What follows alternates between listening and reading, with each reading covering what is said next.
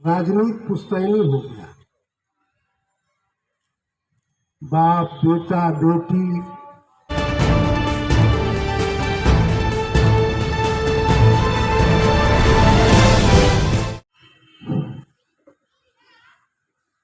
इस लोकार्पण कार्यक्रम की अध्यक्षता कर रहे सम्मानित अध्यक्ष जी,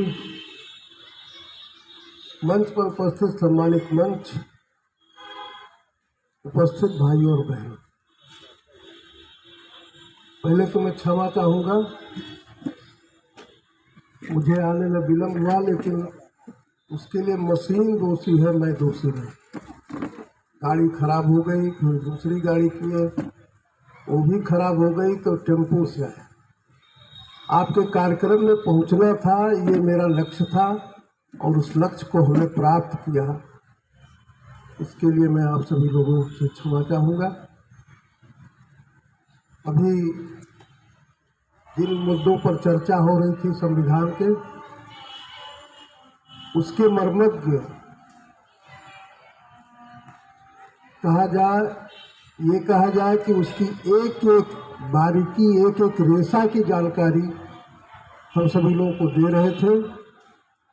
मैं उन्हें धन्यवाद देते हुए मेरे पूर्व जितने भी वक्ता रहे हैं सभी के बातों से अपने को सहमत करते हुए, संबद्ध करते हुए, मैं दो शब्द आप सभी लोगों के बीच में कहना चाहूँगा। मैं बहुत विद्वान नहीं हूँ, एक साधारण कार्यकर्ता हूँ, एक साधारण मानव हूँ।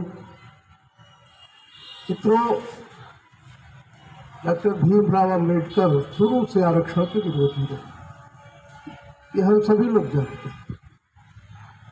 आज चर्चा होती है कि अम्बेडकर के संविधान को बदल दिया जाएगा,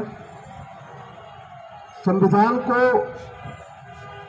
रोक दिया जाएगा, संविधान को जला दिया जाएगा। बहुत सारी बातें चर्चा में आती हैं, लेकिन आप हमें ये बताएं कि समाजवाद जिसकी चर्चा हो रही है, आज वो समाजवाद है कहाँ? समाजवाद तो छिन्न भिन्न हो गया और समाजवाद पूंजीवाद में बदल गया। राजनीति पुश्तैनी हो गया। बाप बेटा बेटी, बहू पत्नी, जो भी घर में है, सभी उसका हिस्सेदार हो गया। डॉक्टर लोहिया कहा करते थे, परिवारवाद से समाजवाद दूर रहेगा। जितने भी समाजवादी तथाकथित हैं, क्या वो उस पर विश्वास कर रहे हैं? परिवारवाद कूट कूट करके उनके में भरा है। दूसरे किसी को अवसर नहीं मिल सकता, उसी परिवार के व्यक्ति को अवसर मिलेगा। उन्होंने कहा था कि हम जो समाजवाद है वो पूंजीवाद से दूर रहेगा। किसी भी समाजवादी को बता दीजिए जो आज लोहिया के पंक्ति पर चल रहा हो, लोहिया के विचारों से सहमत हो, जितने तथाकथित पूंजीवादी है, समाजवादी हैं, वो सभी लोग पूंजीवाद से प्रेरित हैं। सैकड़ों सैकड़ों एकड़ जमीनें उनके पास हो गई। जब राजनीति उन्होंने शुरू किया था तो उनके पास 1 एकड़ 2 एकड़ भी भूमि नहीं थी। आज सैकड़ों एकड़ के मालिक हो गए।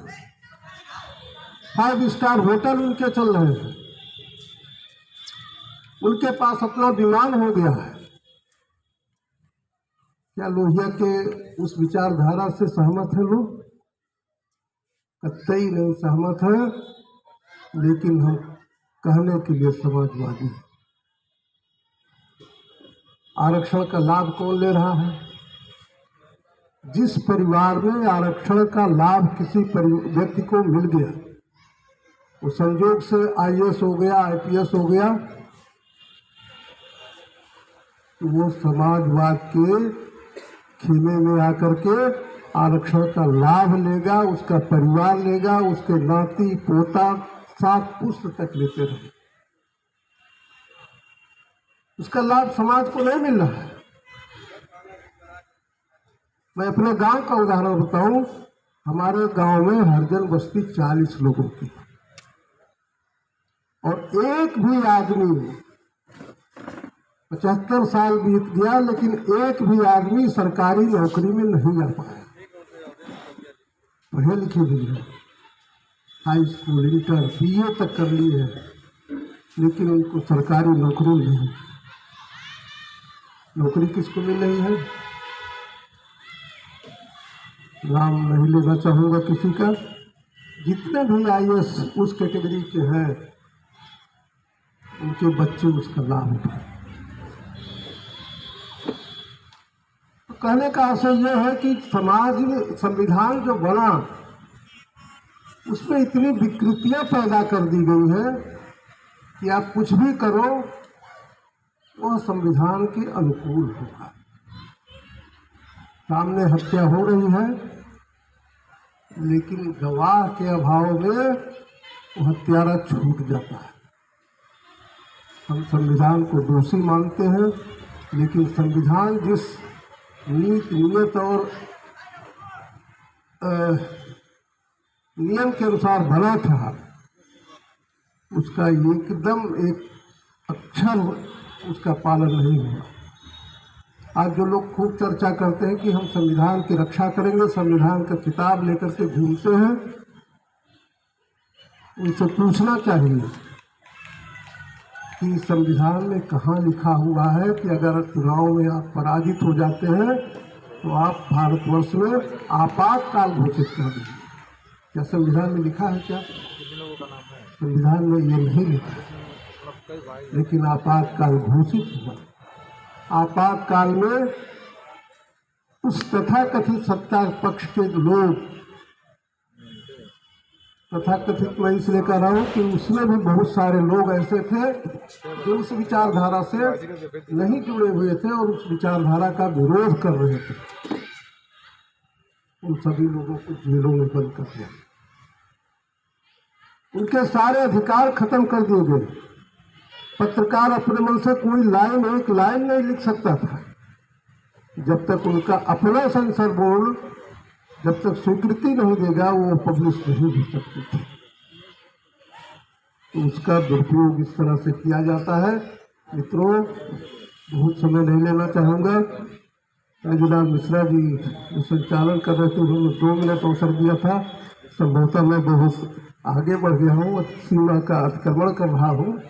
लेकिन मित्रों, हम सभी लोगों को ध्यान में रखना चाहिए कि अपनी नीयत अगर सही है और अपने में ताकत है तो निश्चित रूप से हम समाज को बदल सकते हैं। समाज में जितनी विकृतियां हैं उसे खत्म कर सकते हैं, और सत्ता के भरोसे तो हम कुछ भी नहीं कर सकते। इन्हीं शब्दों के साथ आप सभी लोगों को एक बार फिर से धन्यवाद देना चाहता हूँ, और मुझे अवसर दिया गया इसके लिए बहुत बहुत धन्यवाद, बहुत बहुत बधाई।